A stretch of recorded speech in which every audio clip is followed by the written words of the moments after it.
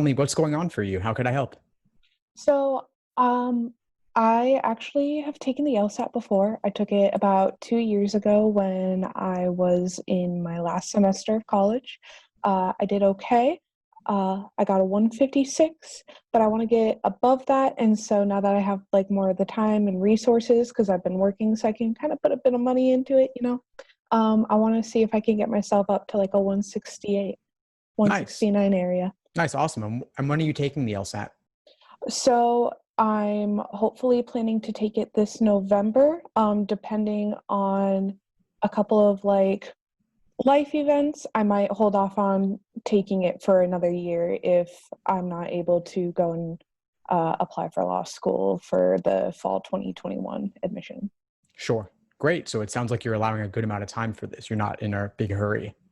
No, no, I know that this is going to kind of like take time and effort, so I wanted to allot myself like at least minimum a couple months. Sure. Yeah. So what's the biggest challenge you're facing right now? Right now, it's probably going to be reading comprehension.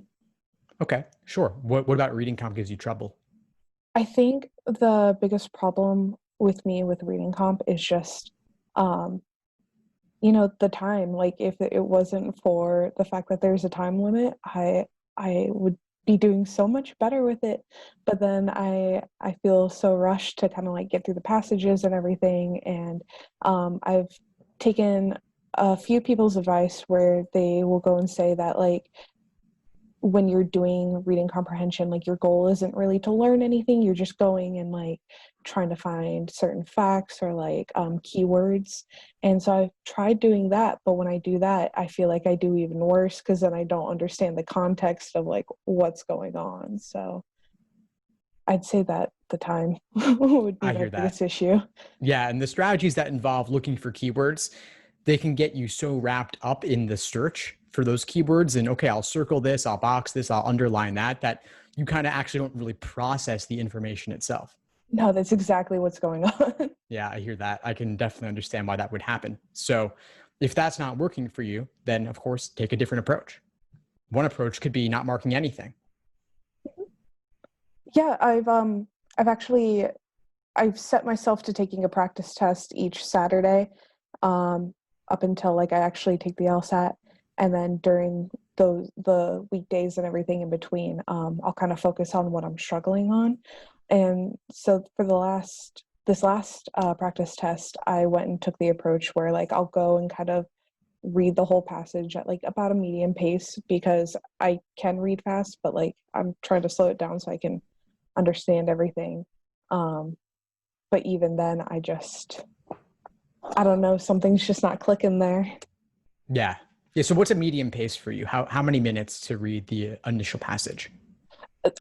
So depending on the length of the passage, I'm putting like a minute and a half, 2 minutes per passage to try to get through it and go look at the questions.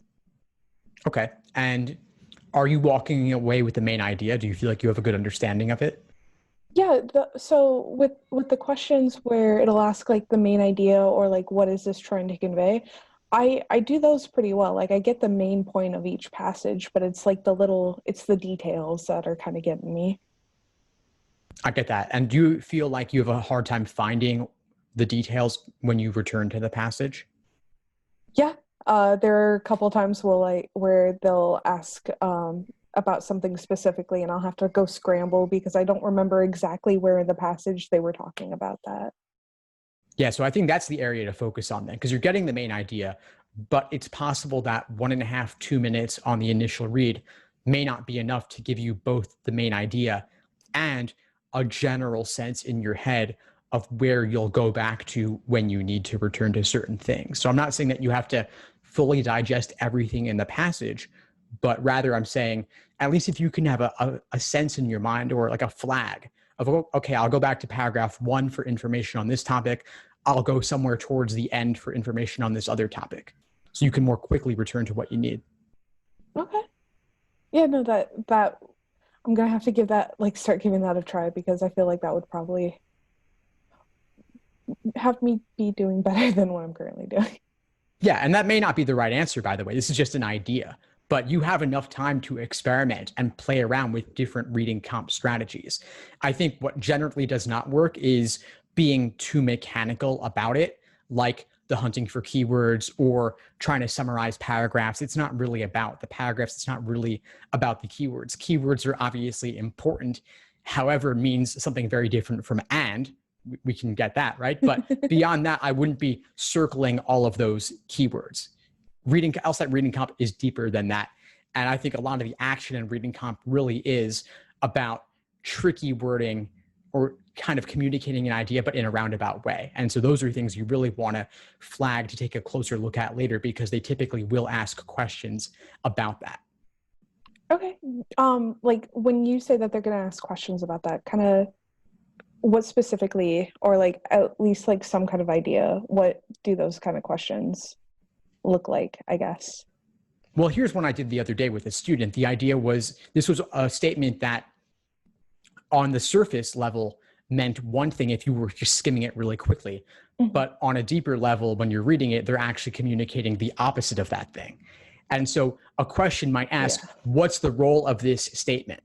Why does the author include that phrase or sentence? What are they trying to communicate? What role does it play in the author's argument overall, for example? And so you really have to dig into the exact language there and look at the context to get a sense of it. And that takes time.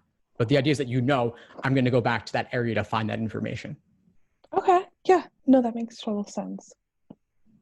And reading comp is more personal than any other section, by the way. So what that means is really try out one thing, do several passages that way, do several passages a different way, and see what feels better and see what gets you better results. Yeah.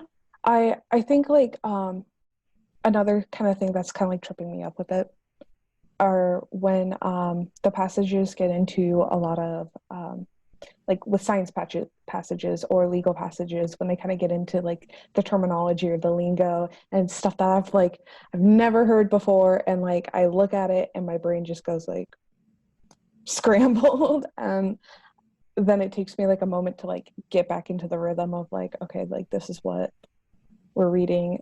But like I've found that in the questions and everything, you don't really have to understand what they're talking about with like those specific terms. I kind of wanted to ask if you had any advice on that as well. Yeah, sure. I mean, those words are there to trip you up. They're there to scare you. And the problem is that attorneys often have to navigate areas they're not familiar with. Like, let's say you're a patent attorney, you're not a science expert, you're just a lawyer who happens to focus in that niche. But most science terminology is not going to be familiar to anyone other than scientists. So what you've got to get comfortable with is finding where they define that keyword or phrase in context, and then dumb it down for yourself by substituting that constantly. Okay.